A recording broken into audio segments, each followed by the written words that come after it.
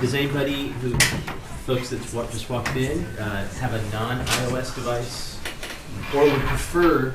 I think we're gonna have enough. Would prefer to use a tablet instead of a phone. I have a non-iOS. Okay. I know I'm terrible. No problem. We don't judge. I'm being judged already. I'm judging you, but don't worry. It's okay. I'll use one of those because I still Sure. can't get it. I think, I just was able to connect on my phone, the visitor. Yeah. So let's hope What's they've the done trick? Because something. I've logged off and logged on a few times here. And maybe you're the one I stole the Wi-Fi from. I don't know. So, Stanford visitor. If we're not able to do it, don't worry. Right now, we'll it'll be for the second portion of the 45 minutes or so. Okay, guys, I think we'll go ahead and get started. Thank you all for joining us, for joining me in this learning lab. I'm really excited to be here presenting something that I've kind of developed, which is a way to kind of integrate technology into kind of a uncharted area, which is bedside rounds. He's good. He's actually, we had a good discussion earlier. So my name is Anoop Agrawal. I'm actually a program director for internal medicine and pediatrics, a combined residency at Baylor College of Medicine in Houston, Texas. And so I get a feel for who I'm talking with. How many of you all are educators in the medical sciences, so health sciences? Great.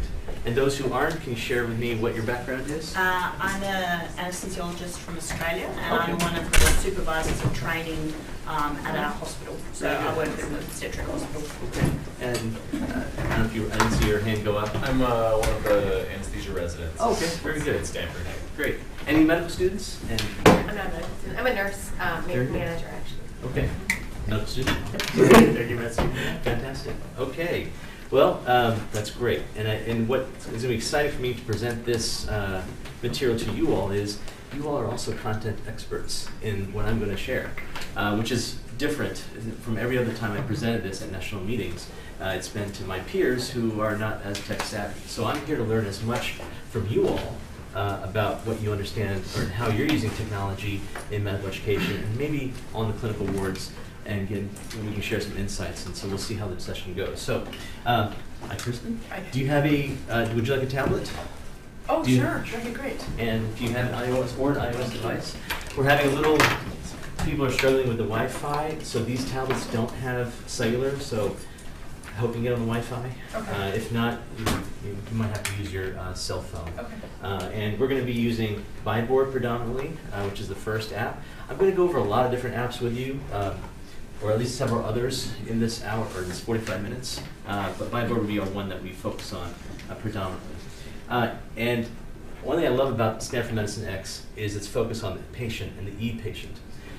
So what kind of doctor do you think an e-patient would do best with? I say an eye attending. A doctor, what does eye attending epitomize? It epitomizes the 21st century physician. The physician who's integrated technology into their clinical sciences, into their education, and can help transform how we are training our trainees and caring for our patients at the bedside. That's my Twitter handle if you have any questions afterwards. I do have one disclosure. I was recognized by Apple as an Apple Distinguished Educator. I was really excited to learn my colleague here, Dr. Hobbs, just received the recognition as well. We've come down to Houston. And did not disclose that in my talk later, so maybe I should. It's more for fun. It's more I say it. I also do own a fair amount of shares in Apple. I'm not here to promote Apple products. My colleagues were not as smart and helped me in developing this content. But it's really to re-emphasize and remind me to focus the talk, and the take-home points of the talk is not about the devices that are in our hands. It's about the concepts and how we can integrate technology into medical education. For myself, I have found these particular products and these particular apps to be beneficial and powerful for today. That could change completely tomorrow, completely change next week or next year. So please do not get caught up in the fact that we're using Apple devices and these particular apps. I am an Apple fanboy, but I do understand it's not, I'm trying to be device agnostic in terms of where we need to be headed in terms of medical education and technology. I love this picture. This was tweeted by Dr. Topol down in Scripps in San Diego, he's a big disruptor in medical education and medical sciences. And he was here picturing, the suite's about 2 or 3 years old now, so some of the stuff has evolved. But he was picturing the 21st century tool bag, medical toolkit of a physician. And you can just see the array of choices here and how everything has changed. Of course, we all are familiar with the point-of-care ultrasound. We have here a cellscope, which is a iPhone attachment for your phone. We have a LiveCore, which is a phone-based EKG, live EKG feeder, a portable pulse ox. This is an ICU monitor on your wrist. But basically, the point here is showing that things are changing rapidly for us, and we in this room are the leaders to help our colleagues advance and join us in this revolution of how we can use these things wisely to help patient care as well as for medical education. So my simple objectives for us today: why is it important to integrate technology into medical education and patient care? Again, I feel like I'm preaching to the choir here, but I want to hit some very important points that can help make our argument more effective to our colleagues. How to go about deciding which technology to use and when, which is often a struggle. I'm going to share with you a framework that you may or may not have come across, but that I have found very helpful. And where it is out there, where are we going? But really, as with many of these talks here at Stanford Medicine X and myself, it's really to keep the inspiration alive, to keep us innovating and becoming innovators, and to emphasize we are the disruptors, and to keep disrupting and trying to make our medical education better for all. A few more disclosures. I'm going to cover a lot of stuff. My shameless plug for my iBook, completely free of charge. There's no royalties or anything of that sort. It's really because I've learned that I have so much content to share that no way can I give it to you in a way that's digestible. So this multi-touch book kind of goes through videos of what you're going to see today, as well as some of the background. If you haven't already, make sure we download whiteboard 3. Later on, I'm going to show you, explain everything. I'm not asking you to download it simply because there is a monetary attachment to it, but you might see the benefit of it and decide it's something for you as well. So, bedside education. We've been doing this since Sir William Osler decided it was a good idea back in the 1890s. Bedside education became the core of how we educate our trainees. This is a picture from 1950s, 60s or so, showing the patient was at the center, which was really nice to see. Learners were gathered around the master educator, and physical exam findings were taught, differentials were taught, treatment was discussed. So how different does this look in 2017? I think this looks familiar to most people who at least have worked on medicine or pediatrics as I have. What's different? Well, the patient's not at the center anymore, as you notice. We're out in the hallway discussing, teaching. We're using techniques to teach that have not changed for 100 years. And that's why I make the case bedside education is ripe for a revolution and a change. What do I tend to do when I'm trying to teach something? I'm usually discussing orally, trying to discuss very complex, abstract topics, right? Trying to teach, I'm not teaching the Krebs cycle, but you can sense, it gives you an idea of something very complicated. How do you describe that with words? So I might reach for our handy-dandy note paper. How many of you all have done this? You grab that paper towel from the patient's bedside, and you start scribbling on it, drawing your fancy drawings. And what do you do at the end of it? Well, no one really wants to keep that. He wants to keep, maybe someone washes their hands, you can hand it to them, they dry their hands, and it goes in the trash. Well, I observed there was a few master educators who figured something out. They started walking around with this guy. This is a gigantic whiteboard. And a few of our educators at Baylor College of Medicine, they figured out that intuitively that learners love the visual. They love to see what we were trying to teach. And so they would regularly walk around with a giant-sized whiteboard, put it on the edge of a easel or on the rail, and conduct a session in the hallway, which is great. Again, those are the hallway. But as we're here, we're talking about not just learners, but we're also talking about patients, and how can we incorporate both into the educational process. And this is something that occurred. Has anyone ever experienced Vujade? We all are familiar with deja vu. But as Dr. Dean Schwartz talked about, he actually referred to this. He didn't say Vujade, but it's the experience of having something familiar, experiencing something very familiar, but then discovering something new about it. The aha moment. And when I saw the iPad, when I saw the master educators, I had an aha moment. I had a bourgeois day. I said, why can't rounds look something like this? Where I have a very powerful tool in my hands that can connect to the entire web with the entire array of contents, can connect to my cloud drives with all my files, and use that to my advantage to teach concepts I'm always referring to on the boards, but I'm losing half the people because of how they learn. So that's why I'm saying we have to remind ourselves to make the argument, who are our learners and how do they learn? Google kind of coined this term. It hasn't really caught on, but the new generation is kind of, they call it the YouTube generation, and they give it the name Generation C. And what Gen C really is, it's a state of mind. And I know all of us here, 80% of them are millennials. The C stands for creation, curation, connection, community. Basically how we're learning. It's a very collaborative environment. So how many of us in this room use our smartphone as our alarm clock in the morning? Just a show of hands. So welcome. You guys are now honorary members of Generation C, though you are not millennials, because Gen C eats, sleeps, and breathes the internet across their devices, literally. 91% of Gen C sleeps next to a smartphone. So again, it's a state of mind. It's not actually an age-defined area. And how else do our learners learn? This was a survey we did of our residents at Baylor College of Medicine, looking at the multi-modal ways of learning, the VARC assessment tool. Are they visual learners, auditory, read, write, kinesthetic? The thing that comes across, and I don't think I have it, I think I left off the slide, is in the middle, a circle would pop up showing 60% are multimodal, because that's what actually comes across. No learner learns just visually. No learner learns just auditory, or just read, write, or kinesthetic. And think about kinesthetic. Think about, again, where we are teaching, the hallway. How do you address a learner's kinesthetic needs in a hallway, or even at a bedside? That's a challenge. Again, don't need to sell this audience on why technology is so vital and critical.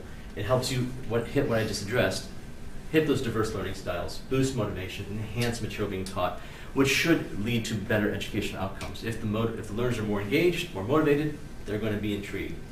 And if you haven't heard so, AAMC in March '07 in a white paper said exactly this. And it's rather a shame that we haven't really adapted to it. So how do we integrate it? Well, there's a lot to choose from. This is another tweet I saw, a periodic table of all the different types of platforms that are available. Sorry, I'm just going to move the mouse out of the way. That are out there. So it's kind of, it can be boggling of like, where do I start? What app do I use? What device? What context? At the bottom are all the educational conferences that are out there in terms of K through 12. And K through 12 is really where, if you've noticed, they're the ones driving this change. We in GME and medical schools are late to the game, and we are just now catching up. We're not even catching up. We've just started in our kindergarten phase of catching up. So one model that's very popular in the K through 12 world is something called the SAMR model. How many here have heard of the SAMR model? Yeah, Kristen. So this is by Dr. Ruben Puntadera, an educator up in Wisconsin. This is an acronym for substitution, augmentation, modification, redefinition. I'm going to skip this next slide. And what he has basically done is developed a system by which, how do you evaluate when should I use technology and how do I apply it? So he has created this artificial line between substitution and augmentation, from which what you're teaching with technology moves from enhancement into transformation. He's also not saying that everything you do must be transformative. He is simply saying, here's how you evaluate what you're doing. Is what you're doing substitution, or is what you're doing remodification, redefinition? And then maybe if you're trying to get to redefinition, okay, then what do you need to do to get there? Here's a very poor cartoon, just to give you a better sense of this. This individual is on the shore, has no tech. He's asking the question, I wonder what's in the ocean. How does he use SAMR to define this? Well, substitution, he would get in a canoe. Yes, tech is asking as a direct tool substitute, but really there's no functional change. Has he answered the question? Not really. He's not in the ocean. But it seems like he is. Augmentation, tech acts as a direct tool substitute with some functional improvement. So now we're truly getting some enhancement. He's snorkeling. He's able to see the reef and see what's there, but not yet what's in the ocean. What will transform it? He wears an oxygen tank. He goes scuba diving. Now you have tech giving task redesign and redefinition. Technology allows for the creation of new tasks previously inconceivable. And that's where I lead to the kinesthetic. What we're going to show you, kind of the grand capstone of this 45 minutes, is how you can actually bring in kinesthetic into the bedside rounds. Modification, I think we're all pretty familiar with. It's the golden child of it is the flipped classroom. When student watches, you offload the homework to home, and you bring in the didactics, you offload the homework into the classroom where they watch the videos at home. But let me show you what redefinition looks like. This is a video. The trainees all do have devices, and I don't think the audio is going to play, but it's not a problem. I'll narrate what's happening. The attending here, he has a game on his iPad where the learners have to classify these tumors into osteoblastic or osteolytic categories. So he's asking them, take turns, categorize it for me. As you can see in real time, they're all connected on the same board in real time on Wi-Fi, and he's able to provide feedback, stimulate conversation. Why did you choose that? What was the thought behind that? And you also notice how they're all, whether they're just attracted to the screen or they're staring at the screen because it's the screen, but you do feel that the poor girl at the end is very engaged, realizing she's got 4 picks ahead of her, and she's got to figure out, okay, what's it going to be? What's my pick going to be? So she's really thinking hard. But here you can see they're engaged, they're active, and the exercise is hitting how many multi-learning modalities? We're hitting visual, we're hitting auditory, we're hitting kinesthetic. We could easily hit read-write if we needed to, but the kinesthetic, can you imagine that when she gets asked this question on a test, she might think back, I moved renal to the right side of the column, which was osteoblastic or lytic. Don't hold me to that. But it's kind of another way to think about how we can help learners engage. So again, this is my thesis. If this is our classroom, this and inside the room with the patient, then might this be our answer for today? And so hence, round 15 more like this. We have a few barriers we face. Usually our colleagues who are not the converts, they have a challenge in embracing technology. They tend to be very pleased with their evaluations and how they're doing as is. And there's a need, well, I don't need to do that. I'm doing just fine. And hopefully what you saw in the beginning was, well, are they truly being educators, as we heard in the panel discussion downstairs? And I love that the statement by the pharmacist, because that blasphemy I also quote as well. I argue to my faculty, you are not educators. You have not been taught adult learning theory. You have not been taught educational principles and how people learn. Because if you would, how can you not be using these tools to teach your residents at the bedside? And then we're going to touch on preparation, because any good teacher will tell you, and I heard there was a teacher, I think it was in the previous group that came in, any good teacher will tell you that preparation is the key. You don't just go into a classroom and say, okay, let's figure out what we're going to talk about today. I'm just going to wing it. But how often do we walk into rounds as attendings, or how often have you had attendings walk in and just kind of winging it? Like, I'd really love it if you had an objective for me today that we're going to walk away with, or had reviewed the case in advance and knew what would be a critical learning pearl for me to know. So that's where we got to break those barriers. So I'm going to describe 2 teaching scenarios, and we're going to get into now using the devices. The on-the-fly and the Inspector Gadget completely prepared, has everything at the ready. The tool that we're going to be using, whiteboard. What is whiteboard? It is one of many digital whiteboard apps. And these are fantastic apps because unlike my master educator who had the gigantic whiteboard, I have unlimited screen space. He's limited by the physical space. I can access any image I want from anywhere. I can, as I said, refer to my digital cloud. These apps connect to my digital clouds, my Google Drive, my Dropbox, Box. And I can easily share the content.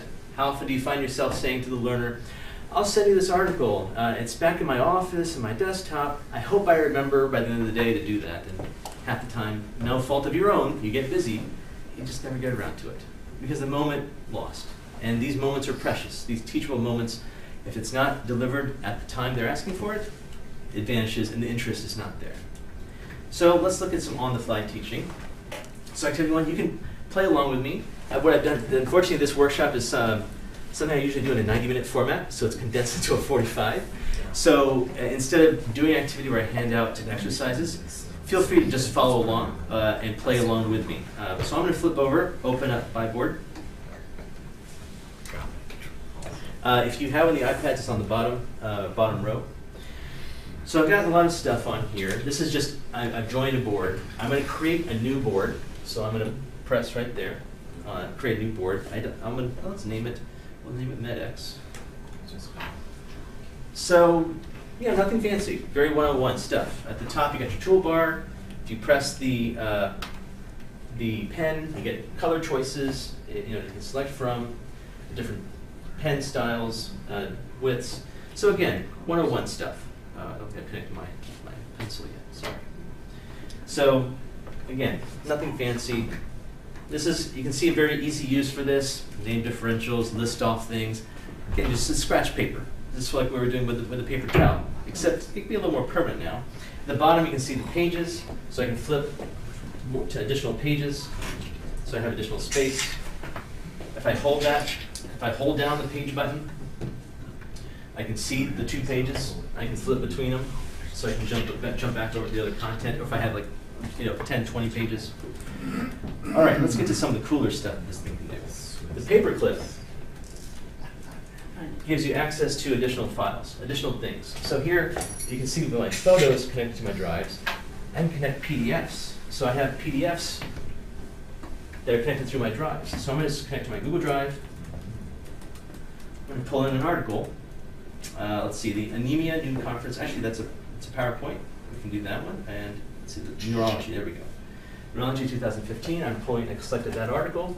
It has pulled it in. I'm going to open it by tapping on PDF icon. Say open. There's the article. Right there. And we all have predictable, repetitious teaching scripts. We tend to teach the same thing with our new batch of learners each time. And we, of course, keep adding to the content. Now, you can see when I hold down on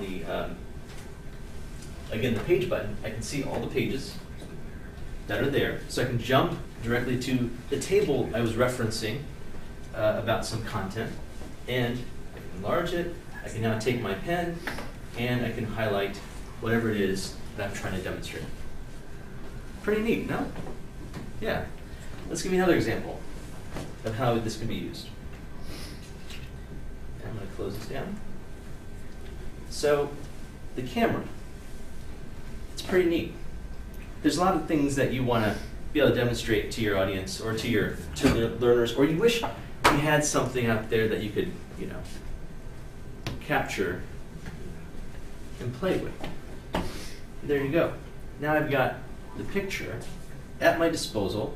Once again, I can choose the colors, I can highlight whatever I need to highlight, and draw and annotate on it. Pretty neat. Can anyone think of a use case that they might use this when they're in their clinical setting, or with learners or with patients?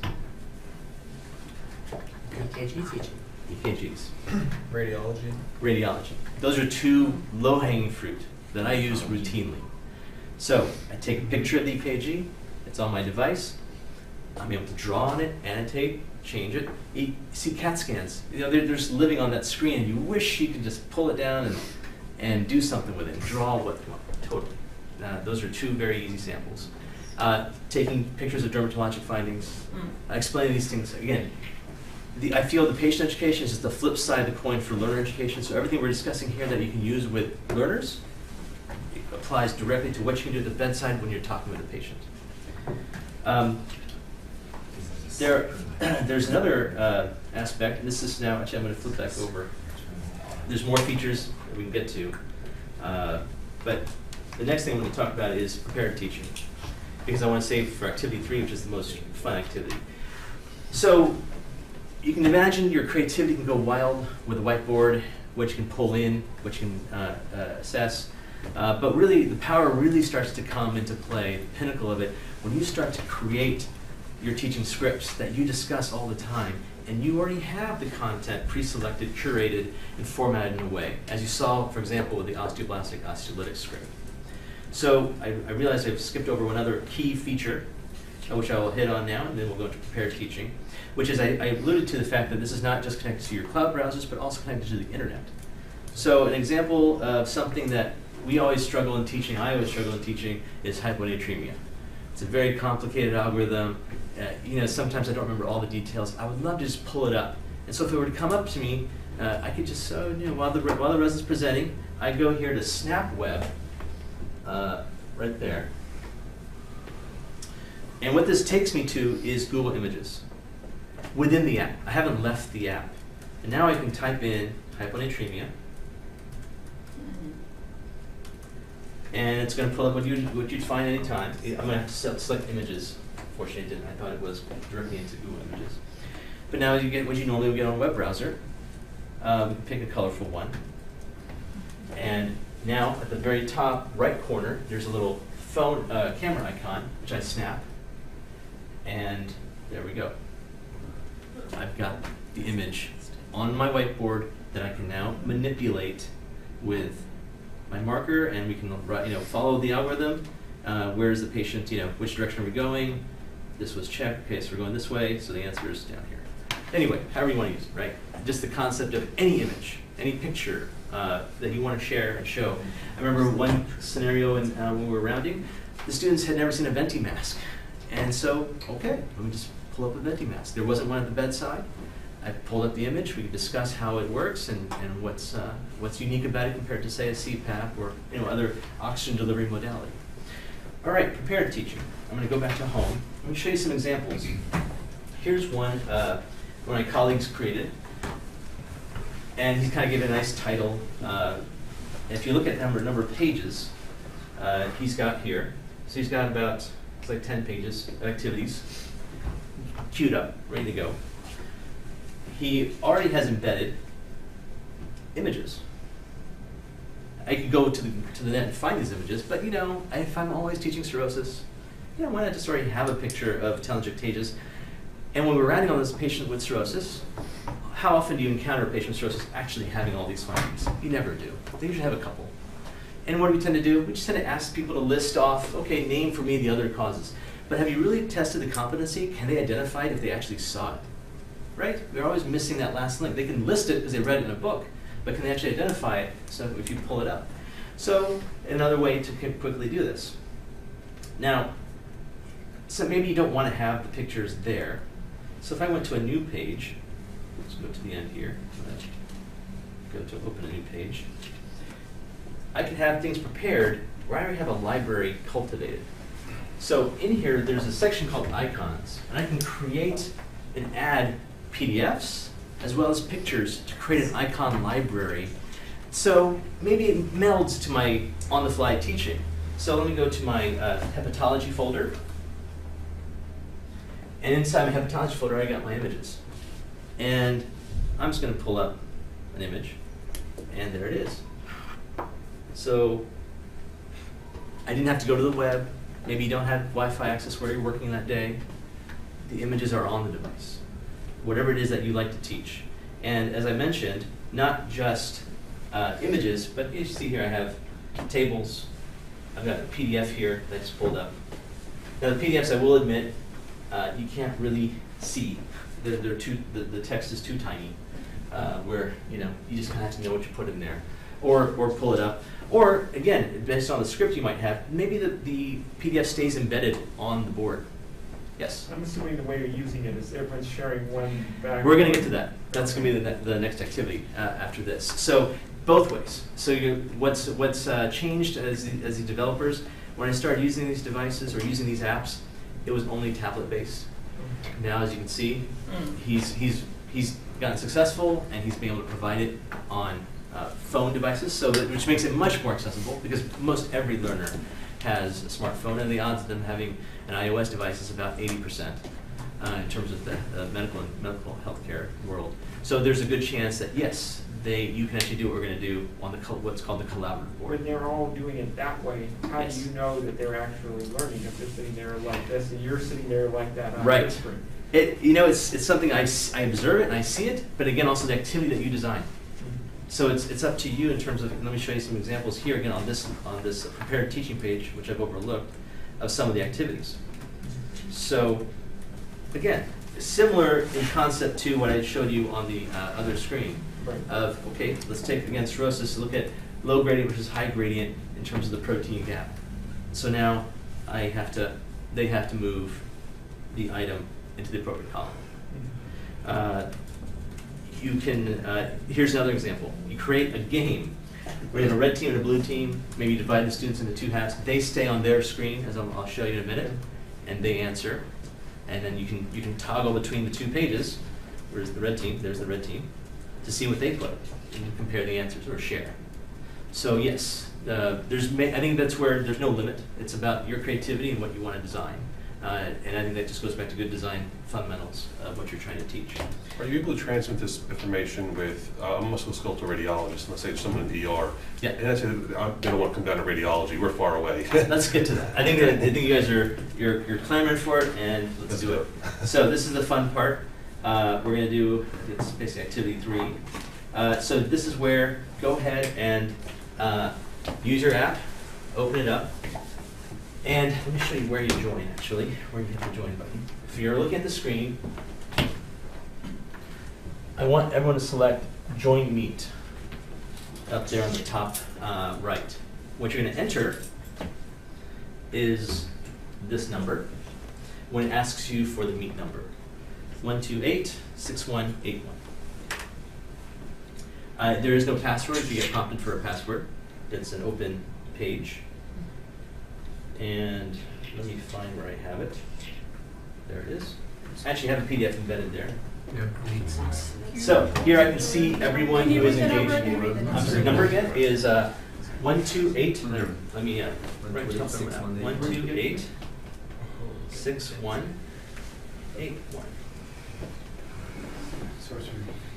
So I see, you can see down here at the bottom everyone who is on this board with us at the same time. Give it a go. Try it out.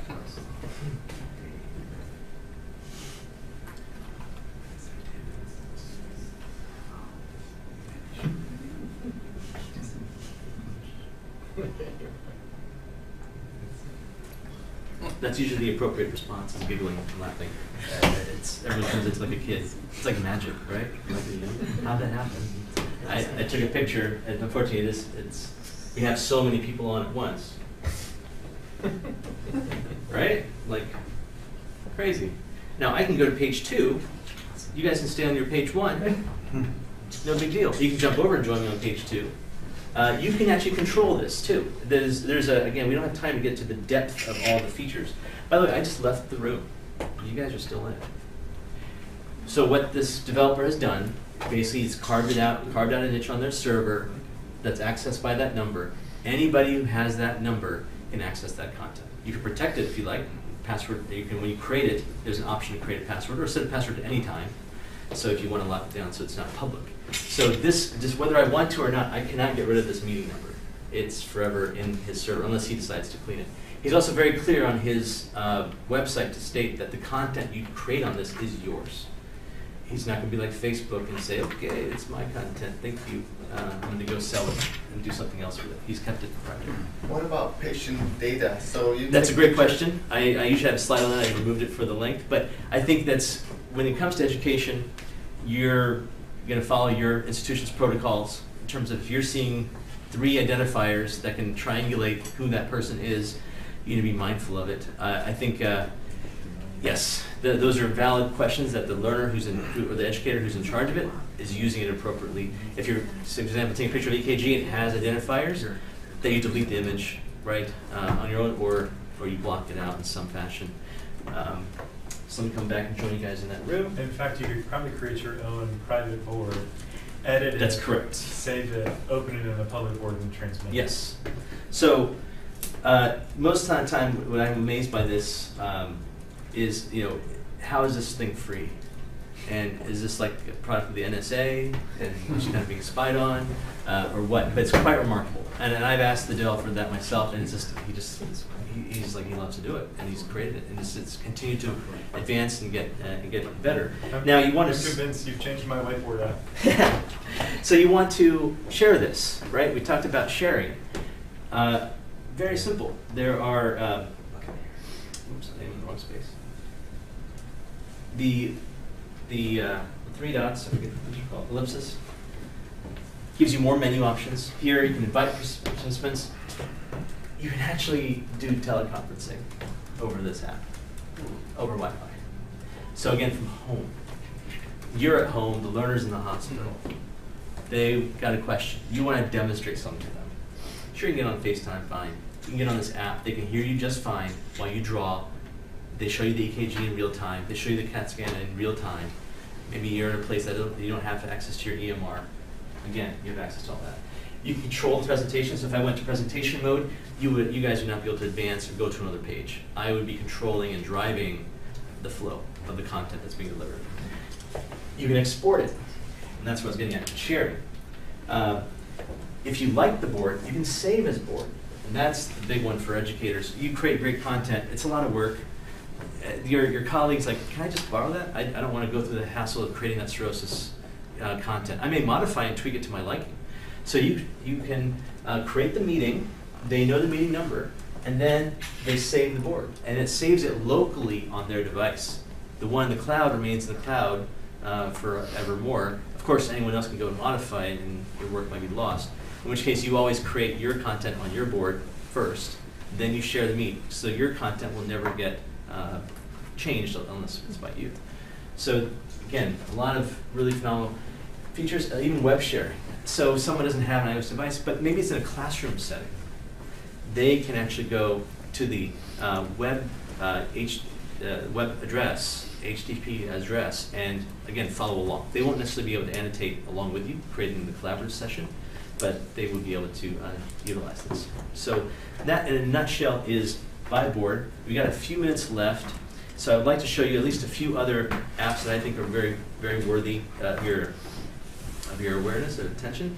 My next favorite app is Explain Everything. If you thought Whiteboard was pretty powerful, this is actually 10 times more powerful.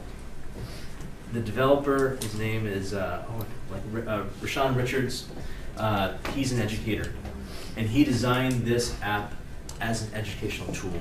It is probably the #1 educational app in K through 12. And let me show you why. So again, compared teaching, right? That's my son's artwork, apologize. I'm gonna go to my anemia script. Again, I teach anemia a lot. We have a lot of anemia in the world. So rather than kind of always do it from scratch, I borrowed a teaching script by Jeff Weiss, who's a renowned hospitalist at Tulane. He has a book called Teaching in the Hospital, and he uses this script. So I said, let me make it into pictorial version.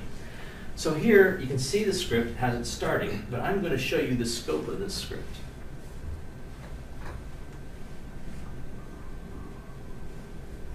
That's all the content that is there. And I can now drive through this pathway as I'd like. And notice, this is something you couldn't do on Whiteboard first off, which is the screen space. You had to go to multiple pages. You can zoom in and out on one thing, but this has actually infinite space. And trust me, my son and I played with it, and it is infinite in terms of you can make something so hidden and small that you can't even see that it's here, and I would go in 100 times, and then that's when I'd see it. So again, it's nice to have something that has a complete scope and ability. And as you're going through, say you're following and you're teaching down this pathway, we're talking about different kinds of hemolysis. Let's look at the smear. Okay, can anyone identify what that is, right? And of course, I have all my annotation tools, a whole bevy of annotation tools. We got 3 different inkwells, etc. I can also use my finger, pull that out, enlarge it, do what I need to with it. So, yes? Is this the free version or the paid? This is the paid version. Okay. I think that he does have a trial version you can look at. But it's a cost of a latte. I like to remind people. It's nothing, just skip Starbucks for a day, and you'll be great. Notice at the top, screencasting tools, where you're able to record. So I'll show you one example of that. I apologize, I'm running into our next speaker's time. But 2 more things I'll show, and then I will sign off. Here is an example of screencasting. So I'm showing students how aldosterone works. I hit play. I've already recorded the movements. It's happening in real time. So I've recorded this, the movement of the icons. You can make anything fixed. You can make anything easy to move. This is very, it seems like very sophisticated tools that have been made very, very user-friendly in terms of the entry level of tech expertise is low to maybe medium at most. Here's the last thing I want to show, and I'll end on this. You can actually incorporate videos in this one. So again, an example where whiteboard is somewhat limited there. Here, this is the NEJM video series. I've imported an LP video. And you need some space to write, right? Because as the video's playing, okay, well, let me put the video over here. Get my marker here, and whatever points we need to make, we can make.